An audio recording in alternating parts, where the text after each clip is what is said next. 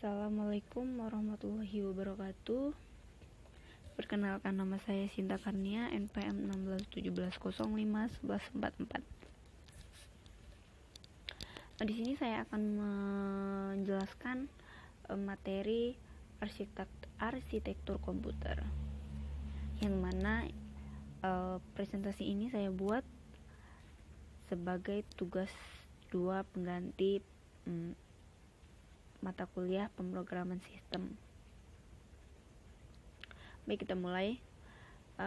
Pengertian arsitektur komputer yaitu suatu konsep tentang perencanaan dan struktur pengoperasian dasar dari suatu komputer. Nah, pengertian lain dari arsitektur komputer adalah suatu seni dan ilmu tentang bagaimana merancang antara berbagai jenis komponen hardware komputer supaya menghasilkan suatu komputer yang serbaguna untuk berbagai keperluan. Nah, dalam teknik komputer, pengertian arsitektur komputer memiliki arti suatu ilmu yang tujuannya untuk merancang sistem komputer. Jadi tujuannya untuk merancang sistem komputer, ya, bukan memodifikasi komputer. Jenis arsitektur komputer ada 4, yaitu komputer MIST, komputer MIMD, komputer SISD, dan komputer SIMD. Nah, komputer MISD ini atau Multiple Instruction Single Data merupakan jenis arsitektur komputer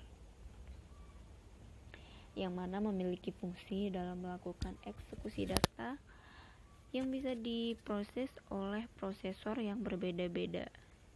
Sedangkan Multiple Instruction Multiple Data yaitu komputer yang memiliki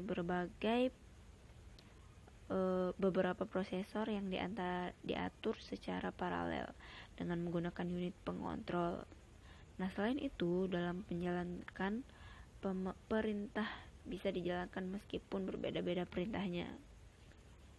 Jadi dia seperti namanya multi, ya. Jadi dia bisa melakukan perintah yang berbeda-beda. Sedangkan komputer SISD atau Single Instruction Single Data adalah jenis arsitektur komputer buatan dari von Neumann dengan ciri khas prosesor yang digunakan hanya satu buah. Komputer ini bekerja dengan skema aritmatika dan logika. Nah, komputer SIMD atau Single Instruction Multiple Data yaitu jenis komputer yang dibuat secara paralel. Nah, jadi komputer ini bisa mengendalikan banyak prosesor dari satu sistem saja gitu.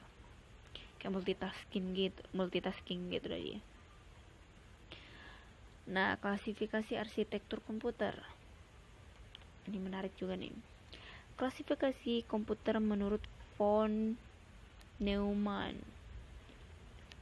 Pertama, memiliki hardware dasar yaitu CPU, memori, dan input-output system. Sedangkan yang kedua merupakan storage program. Ketiga, bisa menjalankan instruksi secara berurutan. Dan yang keempat, memiliki jalur atau bus yang letaknya di antara memori dan CPU. Sedangkan menurut McLean yaitu jumlah prosesor yang digunakan dan struktur memori serta jumlah program yang bisa dijalankan. Pipelining adalah teknik pemecahan atau pembagian suatu pekerjaan atau tugas menjadi sebuah sub-tugas. dan mengeksekusi sub-sub tugas tersebut secara paralel dan unit multi hardware atau segmen-segmen.